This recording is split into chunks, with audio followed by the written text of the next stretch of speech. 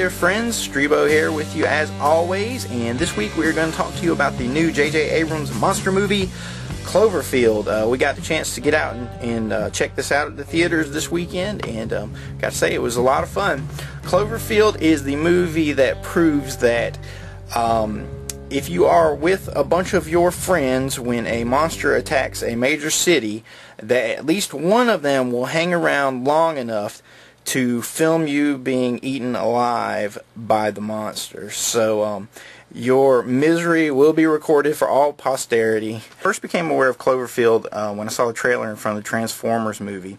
I think everybody saw it because Transformers was a huge hit. But anyway, the trailer hooked everybody in right away, and in an interview I saw online with the director Matt Reeves, he admits that they wanted to use mystery created by the trailer to create an interest in the film, and apparently it succeeded because everybody's been talking about it online ever since the trailer aired in front of Transformers, and all kinds of different theories have popped up. Some even like conspiracy theories about what the film is about and what its inspirations are. And the most amusing theory having to do with people thinking that the movie was actually a Voltron movie because of the line, somebody yelling, it's alive, but it being misinterpreted as it's a lion and it's huge, thinking instead of them saying it's alive and it's huge, that they said it's a lion and it's huge. And so if you're a fan of the old Voltron movies, cartoon shows, that you will know that those were big huge lion robots, and whatever. So that's totally wacky. But this isn't really a movie that can be spoiled. The whole thing is about the experience of being there with these people, and just being part of this monster attack on the city. And you either buy it right away or you do not. And I've seen a lot of complaints online about like technical aspects of the film.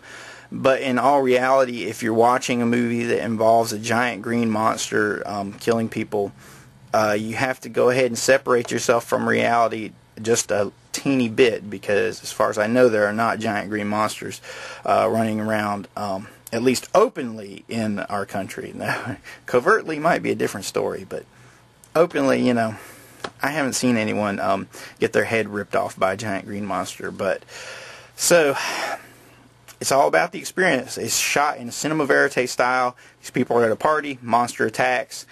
They filmed the monster tearing the city apart, and they do it all the way to the end of the film. And the entire film is edited like it is found footage of these people filming their events. And I've got to say, it really worked. I thought it was a very interesting experiment, because the cinema verite style, like Blair Witch Project, it can be used to make things seem realistic, but it seems to be limited to more realistic subject matter. Like the Blair Witch Project, there's nothing really fantastic or unbelievable that happens in it. I mean, you can kind of interpret events in a realistic manner. But for Cloverfield, it's a monster movie, so right away we know there aren't giant green monsters, but that doesn't stop us from believing in the verisimilitude of the events that unfold as this giant monster hits the city, and what people do when that happens. So the acting was good. The direction, I have to give them props for trying something different, because it's not shot in a classic film style. It's filmed like as though someone filmed it on their own personal camcorder. So it's not it's not shot in fancy Kubrickian or David Lynch kind of way. So in that way, cinematography and whatnot is not really an issue or a feature.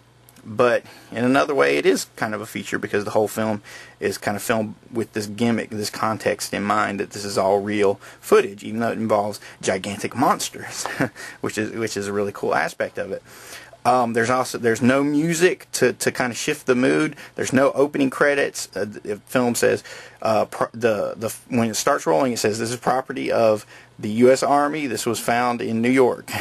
so it's pretty cool. The credits do not roll until the end of the film, where you actually find out what happened. So I've got to say, the monster was really, really cool. I liked the monster and the way it was filmed, in this realistic manner.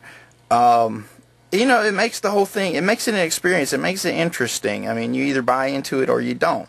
And if you buy into it, it's one of the coolest monster movies I've seen in a while.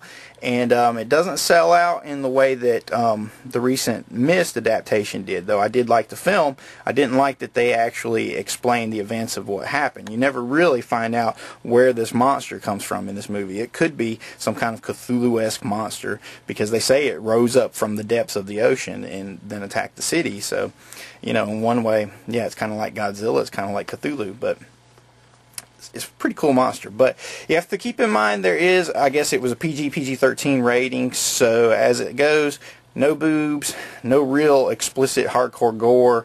Everything is kind of suggested, but because of the context of the film and the way it's being shot and what's happening, you know, that really, it kind of works to the film's advantage, because not everybody would be a complete horn dog like myself if a giant monster was attacking the city, and I knew there was no way out where one would have to grab the nearest eligible bachelorette and, you know, go out with a bang, so to speak. But anyway, these people don't do that, so it's very believable. Biggest con of the film, the major detraction of it, and there's no way getting around it, is too much shaky cam. If you have been bothered by the prevalence of shaky camera work in a lot of the films of the past, you know, 2-3 years, then this is the granddaddy of them all, because Cloverfield is basically supposed to be filmed by amateurs that are not filmmakers in any sense, and the camera shakes and falls and twists and turns and goes on a loop-de-loop, and you will get dizzy if you're not a fan of the shaky cam. So there are a lot of people that, I mean, physically are unable to watch, you know, the shaky camera work. And even myself, I had to kind of take a few deep breaths sometimes and look at the front row of seats or something, kind of settle myself back in and get a base, because the shaky camera work, you just get so disoriented.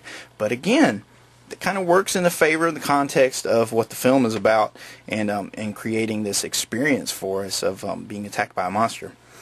One thing I want to say that's pretty cool is there are a lot of people that have been interpreting this as kind of a statement on 911, and in some ways you could kind of interpret it that way, but in reality the monster that attacks New York is very much kind of an allegory of a terrorist attack in a lot of ways, not dissimilar to what the original Godzilla was an allegory for, like, the nuclear bomb that destroyed Nagasaki and Hiroshima.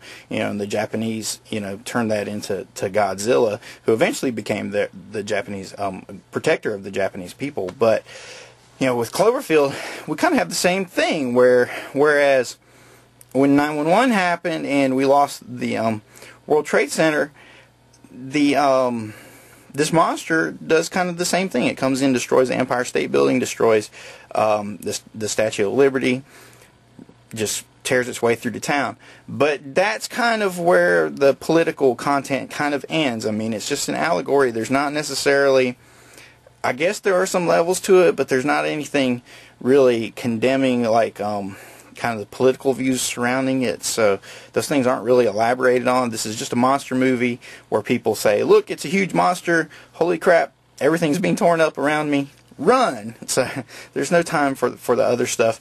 There might be some elements of political commentary in there that can be gleaned upon with subsequent viewing, but on the whole, this is a monster movie and it stays true to its roots. So on the Streebo Screamometer, we've got to go ahead and give Cloverfield an 8 out of 10.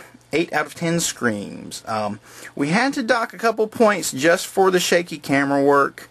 That's the big thing, you know, and we always kind of deduct a half a point for no boobs and another half a point for no gratuitous gore, which is what we like to see in our monster movies. But, you know, on the whole, Cloverfield is a very, very solid experience. It's very interesting take on the monster movie genre, and one that I was very, very glad to see, and I look forward to going and checking it out again very, very soon.